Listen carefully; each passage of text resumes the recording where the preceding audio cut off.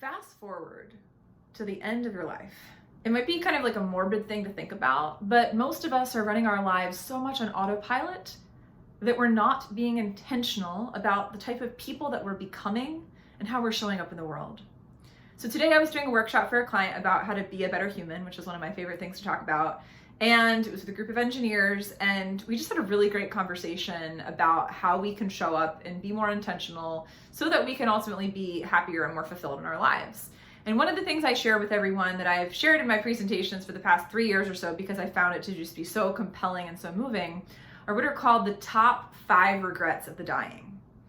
So there's a woman named Bronnie Ware who wrote a book about this, and she was a palliative care nurse. And so she spent time with people on their deathbeds, and she found out from them, like, what are the things that at the end of life that they looked back on their lives and had the greatest regrets about. So I'm going to share those 5 with you today. And I hope that as you listen to one of these, all 5 might resonate, but chances are there's going to be one in particular that just like really sinks into you. So here goes.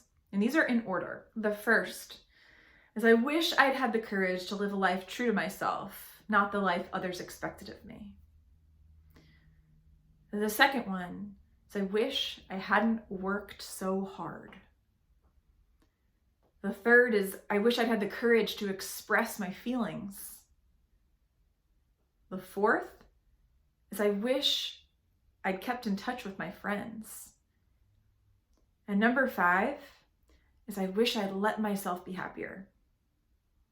And that's it. That's the list of the 5 things people tend to regret the most when they're at the end of their life. So I want you to think about, what is one thing that you can do today to be more intentional?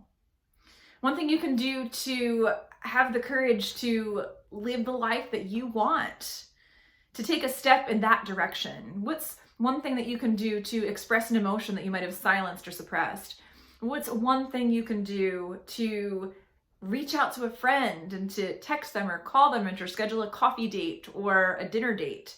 And what can you do today to just let yourself be happier? And to focus on what it is that fills your soul up instead of just doing all of the things that everyone expects and just going through the motions. So challenge yourself today to live a life that you're excited about by reflecting back on these regrets, so that ultimately you're living a life so intentional that the same thing doesn't happen to you, and that instead you can look at the end of your life and say, man, I am so grateful, and that was a life well lived.